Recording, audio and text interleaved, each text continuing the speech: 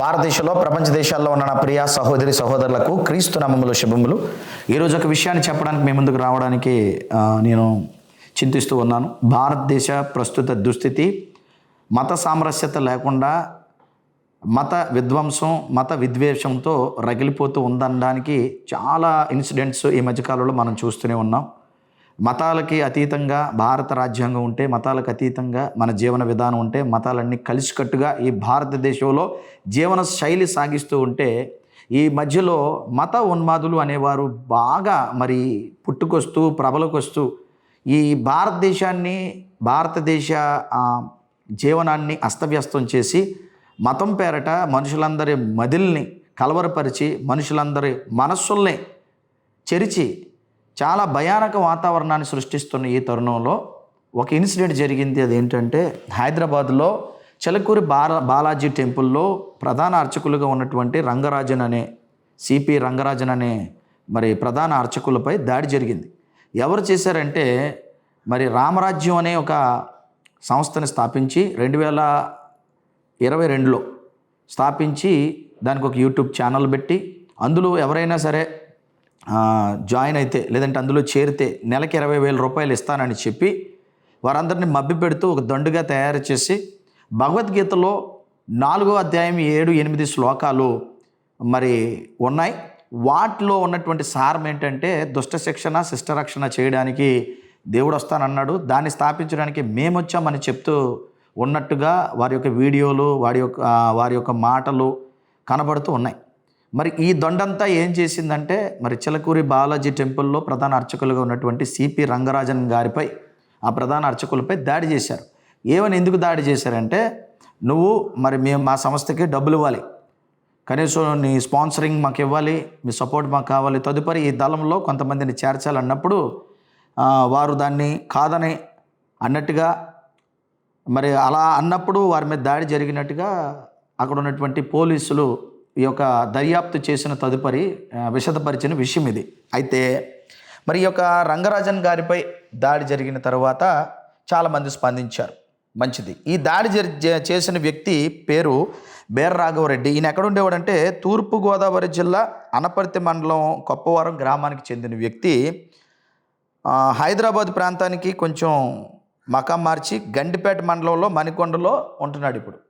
అక్కడి నుంచి కార్యకలాపాలన్నీ చేసి చిలకూరు బాలాజీ టెంపుల్ అర్చకులుగా ఉన్నటువంటి ఆ యొక్క రంగరాజన్ గారి మీద దాడి చేయడమే కాదు, కోర్టు ఏదైతే ఉంటుందో కోర్టుల్లోకి వెళ్ళి ఒకవేళ మీరు తీర్పులు సరిగా చెప్పకపోతే మేమే దాన్ని చేతిలో తీసుకుంటాం, చట్టాలని చేతిలో తీసుకుంటాం అంటూ విపరీత ధోరణి కనపరుస్తూ ఆయన మాట్లాడినటువంటి వీడియోస్ ఎన్నో సోషల్ మీడియాలో అలాగే న్యూస్ మీడియాలో మనకి కనిపించాయి, మనం చూసాం. అయితే ఈ రంగరాజన్ గారి మీద దాడి జరిగిన పరిస్థితిని బట్టి నేను కూడా యావత్తు క్రైస్తవ్యం తరపున నేను కూడా దీన్ని తీవ్రంగా ఖండిస్తూ రంగరాజన్ గారికి నా మద్దతుని, క్రైస్తవులుగా మా మద్దతుని, భారతీయులుగా క్రైస్తవులుగా మేము తెలియజేస్తూ ఉన్నాం. ఆయన మీద ఇలా అమానుష దాడి చేసిన వీరరాఘవరెడ్డిని శిక్షించాలి. వారి దండుని, ఆ రామరాజ్యం పేరట ఉన్నటువంటి ఆ రామదండు ఏదైతే ఉందంటున్నారో వారిని కూడా శిక్షించాలని క్రైస్తవుల తరఫున మేము కూడా డిమాండ్ చేస్తూ ఉన్నాం. ఈ భారతదేశంలో భిన్నత్వం ఏకత్వం కలిగిన ఈ దేశంలో అందరూ కలిసికట్టుగా సమానత్వంతో ఎవరి వారి జీవనాన్ని వారు గడుపుకుంటూ, ఎవరికి నచ్చిన మతాన్ని వారు అవలంబించుకుంటూ, ఎవరికి నచ్చిన దేవుళ్ళని వారు ఆరాధించుకునే పరిస్థితి మన భారతదేశంలో, మన భారతదేశ రాజ్యాంగం కానివ్వండి, చట్టం కానీ మనకు కల్పించింది.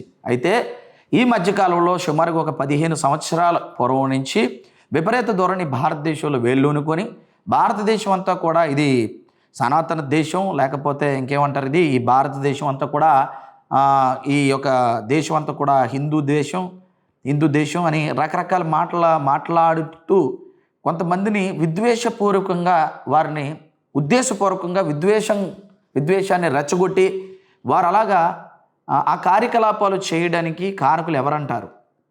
వీరు చేసిన కొన్ని సంస్థలు ఉన్నాయి. ఈ సమయంలో వారి పేర్లు నేను ఎత్తడం అనవసరం అనిపిస్తుంది. ఎందుకంటే ఆయన మీద దాడి జరిగింది కనుక నిరసనే తెలియజేద్దాం, మనం ఆయన గురించి మనం నిరసిద్దాం, లేదంటే మన సానుభూతి తెలియజేద్దాం అనే ఉద్దేశంతోనే నేను మేము ముందుకు వచ్చాను.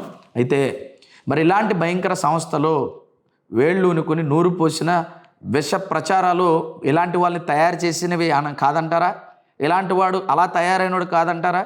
ఇలాగ దేశం కోసం లేదంటే ధర్మం కోసం అని పేర్లు పెట్టుకుని ఏదో చేద్దామని చెప్పేసి తొందరగానే అభివృద్ధి అయిపోయి మతాన్ని అడ్డు పెట్టుకొని లేదంటే ధర్మం పేరు చెప్పుకొని విపరీత ధోరణితో సంపాదించాలనుకుని పేరు ప్రఖ్యాతులు ధనార్జన చేయాలనుకునే వారు విపరీతంగా సోషల్ మీడియాలో మన సమాజంలో పెరిగిపోయారన్నది వాస్తవం. అందులో ఒకడే ఈ యొక్క వీర రాఘవరెడ్డి. ఈయన దండును తయారు చేసుకుని ఇక అవతల వారి మీద దాడులు చేయమనే వారికి నేర్పిస్తూ దాడులు చేయడానికి కూడా వెనకాడకుండా వెళ్ళడం అనే సందర్భాలు ఎన్నో జరిగే ఉంటాయి. కాకపోతే చిలకూరు బాలాజీ ప్రధాన అర్చకులుగా ఉన్నటువంటి సిపి రంగరాజన్ గారి మీద జరిగిన తర్వాత ఇది బయటకు వచ్చింది. ఇలాంటి వారు ఒకలేక చాలామంది ఉన్నారు. ఖచ్చితంగా వీరందరి మీద ఖచ్చితంగా మరి ప్రభుత్వం, 2 తెలుగు రాష్ట్రాల్లో ఉన్నటువంటి ప్రభుత్వాలు యాక్షన్ తీసుకోవాలి. తీసుకోకపోతే మన జీవనానికి చాలా పెద్ద పెనుముప్పు వచ్చే ప్రమాదం ఉంది. 2 తెలుగు రాష్ట్రాల్లోనే కాదు, మరి ఈ యొక్క భారతదేశం అంతా కూడా ప్రతి రాష్ట్రంలో ఈరోజు భయంకరమైన ఇలాంటి మొగలు చెలరేగిపోతున్నాయి. కాబట్టి సెంట్రల్ నుంచి కూడా ఆర్డర్స్ రావాలి. సెంట్రల్లో కూడా ప్రభుత్వాలు పట్టించుకోవాలి. సెంట్రల్ మినిస్టర్స్ కూడా పట్టించుకోవాలి. స్టేట్ మినిస్టర్స్ పట్టించుకోవాలి. స్టేట్లో ముఖ్యమంత్రులు, ఉప ముఖ్యమంత్రులు పట్టించుకోవాలి. పట్టించుకోకపోతే ఇక జరిగేది మత మారణ హోమం జరుగుతుంది అని అనడానికి ఉదాహరణ తార్కాణం ఈ యొక్క ఇన్సిడెంట్. ప్రధాన అర్చకుడు తన పని తాను చేసుకొని వెళ్తే వారిని బెదిరించి డిమాండ్ చేసి వారి మీద ఇలాంటి భయానక పరిస్థితులు తీసుకురావడానికి కారకులు ఎవరు? చిలుకూరు ఆలయ అర్చకులు రంగరాజన్పై దాడిని ఖండించారు త్రిదండి చినజీర స్వామి. కారణాలు ఏమైనా సమాజంలో హింసకు తావలేదు అన్నారు. రామరాజ్య స్థాపన రాజ్యాంగబద్ధంగా జరగాలి అన్నారు జీఆర్ స్వామి. ఏ అర్చకుల మీద దాడి జరగడమైనా యోగ్యమైన పని కాదు. అర్చకులు ఉండే వసతి, ఉండే పరిస్థితి, వాటిని అనుసరించి చేయగలిగినంతలో వాళ్ళు చేస్తున్నారు. అర్చకులు ఈవేళ సరి అయినటువంటి స్థితిలో లేకపోవడానికి ఎన్నెన్నో కారణాలు వెనకాతల ఉన్నాయి. వాళ్ళకి సరి అయినటువంటి విద్య లేకపోవడానికి, వనరులు లేకపోవడానికి కూడా వెనకాతలు ఎన్నో కారణాలు ఉన్నాయి. ఇప్పుడున్న వాళ్ళని మనం దానికి దోషులు అని మనం అనలేం. వాళ్ళు వాటి స్థితిని పాడైపోకుండా పట్టుకుని కాపాడుతూ ఏదో శ్రమ పడుతున్నారు. వాళ్ళని ఒక క్రమ పద్ధతిలో సమర్థులుగా తయారు చేసుకోవాల్సినటువంటి బాధ్యత సమాజానికి ఉంది.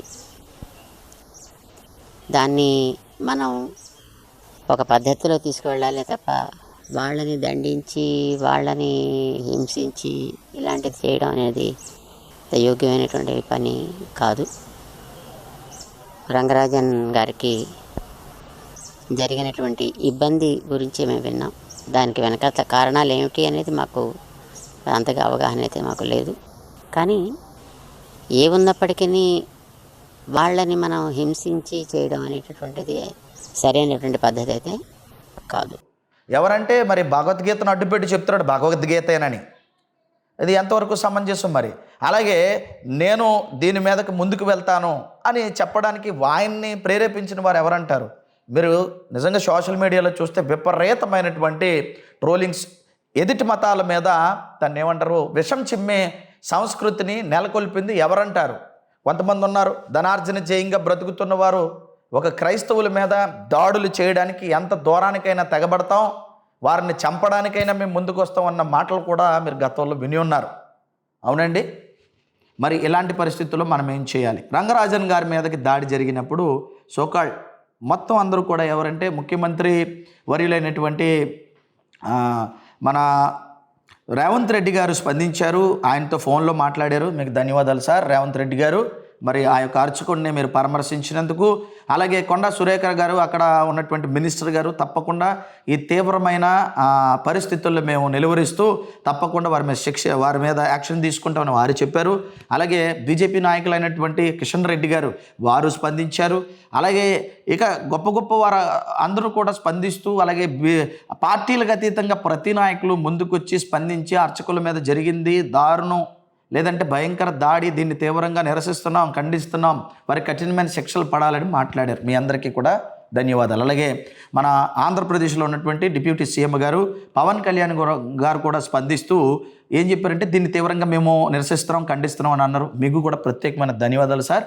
అట్లాగే మన మంత్రివర్యులు, ముఖ్యమంత్రి వర్యులు, పెద్ద పెద్దవారు మరి చాలామంది కూడా స్పందిస్తూ ఆ ప్రధాన అర్చకులపై జరిగినటువంటి దాడిని మేము ఖండిస్తున్నాం అని చెప్పినప్పుడు నేను చాలా సంతోషించాను. ఇకపోతే ఒక విషయాన్ని మీ అందరికీ అడగాలని నేను అనుకుంటున్నాను. సార్, భారతదేశంలో ప్రధాన అర్చకులుగా ఉన్నటువంటి మరి చిలకూరి బాలాజీ టెంపుల్లో ప్రధాన అర్చకులుగా ఉన్నటువంటి ఒక రంగరాజన్ గారి మీద దాడి జరిగినప్పుడే మీరు అందరూ స్పందించారు. క్రైస్తవుల మీద, సేవకుల మీద విపరీతమైన దాడులు ఇలాంటి రాడికల్స్ అందరూ చేస్తూ ఉన్నప్పుడు మరి మీరు అందరూ ఏం చేశారండి? క్రైస్తవుల మీద దాడులు జరుగుతూనే ఉన్నాయి. ఇప్పటికీ కూడా చర్చిల్లోకి వచ్చి కొడుతూనే ఉన్నారు, వారి మీద తిరుగుబాటు చేస్తూనే ఉన్నారు, ఆరాధనలు ఆపుతున్నారు, సువార్తలు ఆపుతున్నారు, కొడుతూనే ఉన్నారు. మరి అలాంటప్పుడు మీరు ఎందుకు స్పందించలేకపోతున్నారు? దయతో మీ అందరికీ కైండ్లీ రిక్వెస్ట్, మీరు దయతో క్రైస్తవ్యాన్ని కూడా మీరు పట్టించుకోవాలి. ఇలాంటి అర్చకుల కంటే ఎక్కువగా దాడులకి గురైంది క్రైస్తవులేనండి, క్రైస్తవ సేవకులండి, క్రైస్తవులుగా మరి ఉన్నవారేనండి, క్రైస్తవ కుటుంబాలండి వెలివేయబడుతున్నాయి, దూషింపబడుతున్నాయి, మరి దాడి చేయబడుతున్నాయి. ఇవన్నీ జరుగుతూ ఉంటున్నా కూడా మరి ప్రభుత్వం దగ్గరికి ఎందుకు వెళ్ళలేదో. ఒక అర్చకుడి మీద కొడితే ఎంతమంది వచ్చి మాట్లాడారు, చాలా సంతోషం. ఆయనకి మా మద్దతు కూడా ఉంది. మరి మా క్రైస్తవుల మీద అన్యాయం జరుగుతున్నప్పుడు ఎందుకు రాలేకపోతున్నారు? సార్, మేము భారతీయులమే, మేము ఇక్కడ భారతదేశంలో బ్రతుకుతున్న వారమే. మీ అందరికీ అడుగుతున్నాం సూటిగా, మరి మా మీద జరుగుతున్న అన్యాయాలకు ఎందుకు మీరు స్పందించలేకపోతున్నారు? ఎందుకు మీరు ముందుకు రాలేకపోతున్నారు? దయతో మరి మమ్మల్ని ఏదో ఎలక్షన్ వరకే మమ్మల్ని గుర్తుపెట్టుకున్న తర్వాత మమ్మల్ని మైనార్టీస్ అని పక్కన పెట్టడం చాలా దారుణం.